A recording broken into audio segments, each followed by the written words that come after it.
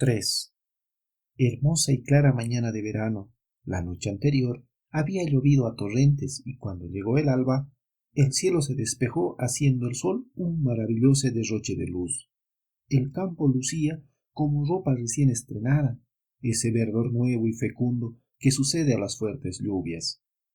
En la casa de Sebastiana Ari podía observarse el típico cuadro pastoril de paz y tranquilidad del valle cochabambino. Los dos niños durmiendo en improvisadas hamacas de pulius colgantes de las ramas de una vieja jarca.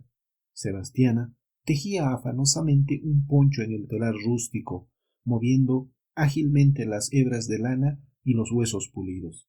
Donata preparaba el almuerzo soplando, con los carrillos inflados de esfuerzo, las ramas húmedas que servían de leña y en las que no podía prender el fuego. Los perros de la casa, Corizongo, el cojito Quasimoto y el revoltoso Yanapiccho, descansaban perezosamente a la sombra de los árboles. Una vaca mugía en el corral cercano. En el terreno de labranza ubicado delante de la casa, adornado de plantas nuevas de maíz, Severo, sin prisa y sin fatiga, acollaba las plantas, extraía las hierbas que trataban de enseñorearse y arreglaba los surcos para que el agua de riego se deslizara sin tropiezos. Por el fondo del pegujal apareció una figura de mujer, Casilda Condori, bella y atractiva indígena, una de esas mozas del campo que contra lo que generalmente piensa la gente de la mujer quechua no era fea ni arrugada, sucia o mal vestida, no tenía el vientre aflojado por muchas gestaciones, ni los senos flácidos, tampoco era triste, melancólica o sufrida. Casilda Condori era una mujer morena y guapa, de labios jugosos y mejillas frescas, con las trenzas negras cuidadosamente peinadas, los ojos picarescos y sonrisa provocativa a flor de labios. Usaba pollera limpia que apenas llegaba hasta sus rodillas, dejando al descubierto las corvas llenas de seducción y las pantorrillas bien formadas. La camisa blanca y prieta modelaba los turgentes senos, moza alegre y casquivana que se complacía provocando a la peonada de la región y, según murmuraban las viejecillas del lugar, no se quedaba corta al otorgar favores a sus muchos cortejantes.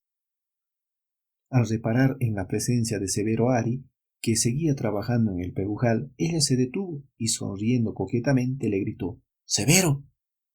Ari, dejando el trabajo y apoyándose en el asadón, preguntó de mala gana: «¿Qué quieres?». «¿No has visto a mi burrito tuerto? Se ha perdido». «No, no lo he visto. ¿Y tú? ¿Qué nomás haces que no lo cuidas?». «¿Qué te importa?», repuso vivamente la mujer. Luego, suavizando la voz, explicó: «Fui al río a lavar. Mientras tanto, se había perdido». «Seguramente estarías calincheando», bromeó Severo. «Ahora, Tata Carlo te va a enseñar». «Entrometido». «Calincha». «Más bien, ayúdame a buscarlo, no seas malito», pidió la mujer melosamente. Severo accedió de buen grado, dejó su herramienta y caminó hacia el lugar en que ella se encontraba. Se acercó ladinamente y, propinándole un pellizco en el brazo, le preguntó con malicia: «¿Y qué me vas a pagar, Imiyá?». «Yo calla, atrevido», reaccionó la muchacha, y dando un frente manotón en la espalda de Severo, partió a correr lanzando sonoras carcajadas. El mozo, muy complacido, inició la persecución. Cuando lograba alcanzarla, se iniciaba un nuevo duelo de pellizcos, golpes y empujones en los que el objetivo del hombre parecía consistir en derribar a la ságala y el de ella en provocar y escurrirse con admirable astucia de las situaciones más difíciles, para comprender nuevas fugas a campo traviesa, lanzando alegres risas y carcajadas. En el desarrollo de este juego, que es el juego del amor de los quechuas, la pareja se fue alejando del rancho hasta perderse de vista. Durante algún tiempo, todavía llegaron a la casucha los ecos de las risas y chacotas. La escena había sido presenciada por Sebastiana y Donata, que no hicieron ningún comentario, más bien quedaron sumidas en un absoluto mutismo, síntoma evidente de que alguna preocupación las abstraía y reconcentraba. Desde aquel día el carácter de Severo fue cambiando paulatinamente. A lo menos así lo juzgaban las dos mujeres. Día a día se tornaba más taciturno y menos comunicativo. Parecía rehuir las charlas con su hermana que, a fuerza de repetirlas diariamente, se había convertido en costumbre. Contestaba a las preguntas de la madre con monosílabos y al final ni siquiera hacía caso de los niños, a quienes antes se complacía en mimar y distraer en sus ratos de ocio. Por otra parte, sus ausencias del hogar se hicieron muy frecuentes, cosa rara en él, que hasta entonces siempre había sido muy casero. Como un aparecido, ingresó la preocupación en la choza que, desde el retorno de Donata, parecía libre de temores. Las mujeres intuían la causa del cambio de carácter de Severo. Era aquella mujer, sin duda alguna. Seguramente la había laiqueado para atraerle con sus maleficios. El abuelo de Casilda tuvo arraigada fama de brujo, y aquel abuelo enseñó a la nieta sus muchos artificios. ¿Cómo podía explicar de otro modo sus repetidos éxitos en amor en tantos peones de la región? ¿No se decía que ella originó la ruina de Luciano Picha, volviéndolo tullido en venganza de no haber querido casarse? Esto puede traernos desgracia, sentenciaba la madre frecuentemente. Sin embargo, tanto Sebastiana como su hija preferían guardar entre ellas estas preocupaciones sin decir nada a Severo. Trataban al muchacho con la conmiseración y afecto con que se trata a un enfermo. Rara vez se dirigían a él, y al hacerlo se esforzaban en dar una inflexión tierna y cariñosa a sus palabras. Mientras tanto, el lugar iba llenándose con la noticia de los amores de Severo con Casilda, y se acentuaba el rumor de que aquel idilio concluiría en boda segura. Frecuentemente la vieja Satuca aparecía por el rancho de los Ari con uno u otro pretexto, pero en realidad con el evidente propósito de llevar novedades, dudas y temores. Mamá Sebasta, tenga cuidado. El Severo anda mucho con la Casilda. Otros también lo hicieron, pero poco tiempo. Donata, ¿por qué lo dejan a tu hermano con la Casilda? La Casilda es mala hembra, es corrompida y bruja, no respeta a los hogares y tienta hasta a los hombres casados. No parece hija de mujer, sino de mala perra. La gente dice que ustedes deben hacer algo y no permitir que el Severo se enloe. La Casilda ha dicho que se va a casar con el Severo, aunque todo el mundo se oponga. Esa perra domina hasta a su padre, el curaca, que no tiene miedo a nadie sino a ella. Los chismes de la vieja Satuca calentaban las pobres cabezas de las dos mujeres y las sumían en nuevas preocupaciones y renovados temores. Pero aún no se animaban a intervenir en la confianza de que las cosas se compusieran por sí solas, reservando su influencia directa como último recurso en el que cifraban todas sus esperanzas. Quien acabó de decir a Sebastiana para que interviniera fue la comadre Florentina, que un día llegó al rancho con el ceño fruncido, llamó aparte a Sebastiana y sin preámbulo le dijo: «Vengo a hablarte del Severo. Ya te habrás enterado que todo el mundo está hablando de sus amores con la Casilda y de su posible matrimonio. Creo que tienes que hacer algo, comadre. Esa mujer no puede convenir a tu hijo de ninguna manera. El Severito es bueno, honrado, trabajador, y esa mujer podría perderlo». Ya lo sé, repuso Sebastiana con angustia. Pero, ¿qué puedo hacer yo, comadrita? Habla con él, aconsejó doña Florentina. Llámalo al orden, explícale su error y las consecuencias que puede tener en su vida un paso tan grave como el que quiere dar. Si es posible, lleva a la casa del cura para que se confiese. Pudiera ser cosa del diablo. Yo creo que va a pasar el mal rato por sí solo y que volverá al buen camino sin necesidad de que yo haga nada, casi imploró Sebastiana. Después, con esa innata facilidad de los quechuas para encontrar objetivas comparaciones, reforzó su pensamiento. ¿No ves, comadrita, cómo a veces se extravía un cordero, se separa de toda la manada, se pierde varios días y después, sin que nadie lo busque, o más bien cuando sus dueños se han cansado de buscarlo inútilmente, retorna al aprisco por sus propios medios? No, comadre, los reparos se ponen antes de que lleguen las avenidas. porque cuando la creciente ya ha llegado, resulta inútil todo defensivo.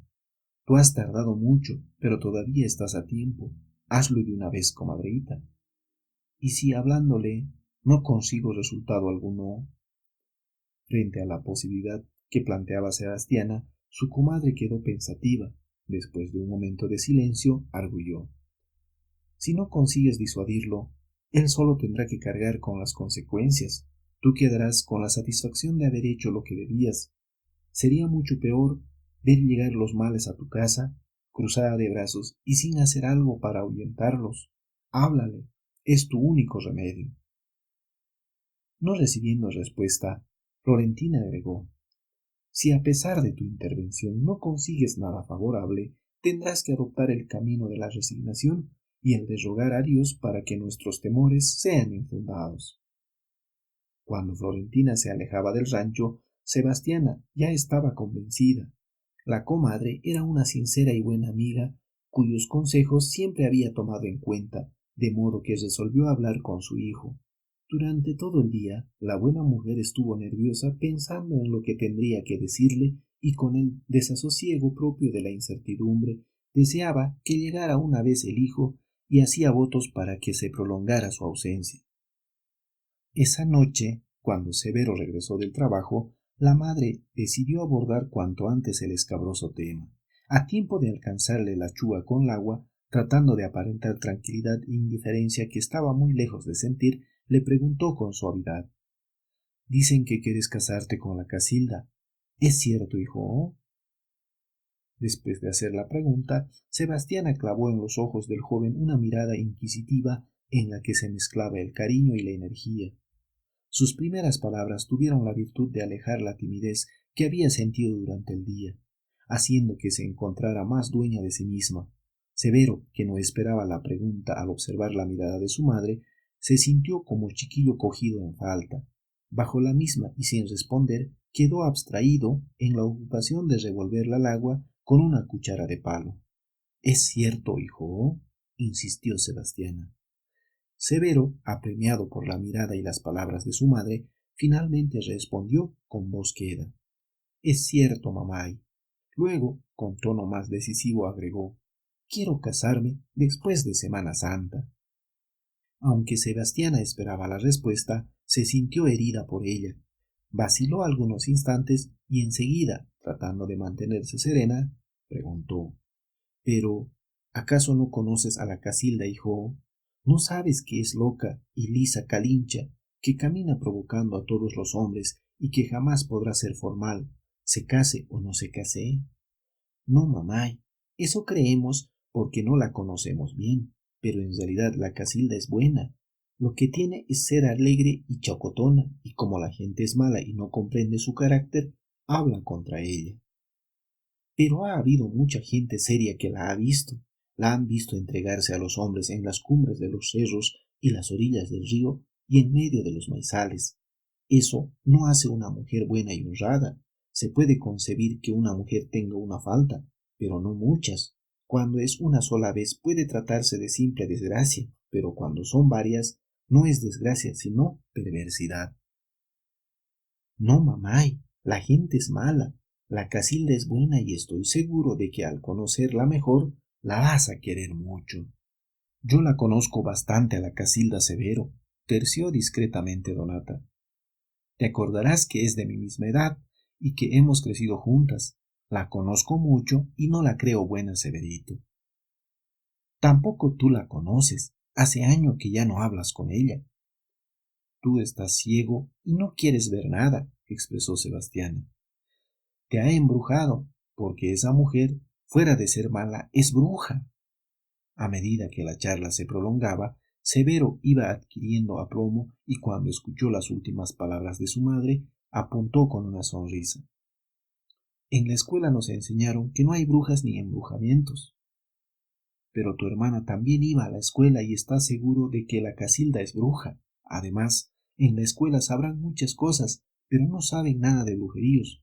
Eso lo sabemos mejor aquí, sin profesores, como lo supieron nuestros padres y los padres de nuestros padres. No, mamá, la Casilda no es bruja, volvió a sonreír Severo. Sebastiana iba perdiendo terreno en la discusión y al notar, también fue perdiendo la calma. Es bruja, y no solo es bruja, sino tiene el demonio en su cuerpo. Por eso es bonita, por eso tienta y hace perder la cabeza. Sin embargo, te advierto, concluyó enfáticamente, que no he de permitir que te cases. Si eres mal hijo, podrás hacerlo sin mi consentimiento, pero no debes olvidar que esa clase de matrimonios siempre traen desgracia. Se produjo un largo silencio. Sebastiana escrutó en los ojos de su hijo el efecto causado por las últimas palabras que pronunciara y con íntima satisfacción llegó al convencimiento de que ahora era ella quien iba recobrando terreno. El mozo parecía anonadado bajo el peso de las últimas frases de su madre. Finalmente contestó con lentitud. Está bien, mamá. Siempre te he obedecido como una criatura y ahora también te obedeceré si así lo quieres. Si no me das tu permiso, no me casaré con la Casilda, pero será culpa tuya si algún día me encuentras ahorcado en un árbol o pisado por el tren o despeñado de las rocas más altas del cerro. Yo no podría vivir sin Casilda, mamá. Al escuchar la clara amenaza que encerraba la respuesta del joven, Sebastiana se estremeció. Tenía la batalla ganada, pero ¿a qué precio y con qué riesgos? Su hijo no era un farsante y era seguro que pensaba seria y firmemente cumplir su amenaza. ¿Cómo convencerlo? ¿Cómo disuadirle? Severo, imploró. ¿Por qué no ves claro? ¿Crees que quiero tu desgracia? ¿No ves que todo lo que hago es por tu felicidad y todo lo dicho ahora es porque temo mucho en tus sueños pueda ser pesadilla de la que nunca logres despertar? ¿Por qué me hablas de matarte si lo que yo deseo es que tu vida sea feliz y tranquila? ¿Acaso no podrías olvidar a esa mujer y casarte con otra, tan buena como tu madre o tu hermana? No, mamá, yo no podría vivir sin la Casilda. Eso mismo es una prueba de mis temores. No me cabe duda de que esa mujer te ha embrujado, y si no, ¿por qué no podrías vivir sin ella? ¿Por qué me amenazas con matarte? ¿Qué es el más grave pecado condenado por el cielo? No, mamá, no me ha embrujado, pero no podría vivir sin ella, siguió insistiendo severo como una letania. Su madre se rindió por fin. Era imposible luchar contra la decisión de su hijo, que la sentía, casi la palpaba, fuerte como una roca. Comprendió claramente que no sería posible torcer la voluntad del muchacho, sino a costa de grandes y terribles riesgos. Solo quedaba, pues, el camino de la resignación aludido por la comadre florentina. Quebrada por el dolor, concluyó: Yo no sería tu madre si aceptara tu obediencia en la forma como propones. Me has vencido, Severo. Puedes casarte con la Casilda. Te autorizo para hacerlo. Pero quiera el Señor del cielo y la mamita de Orcupiña que todo esto no nos traiga desgracia.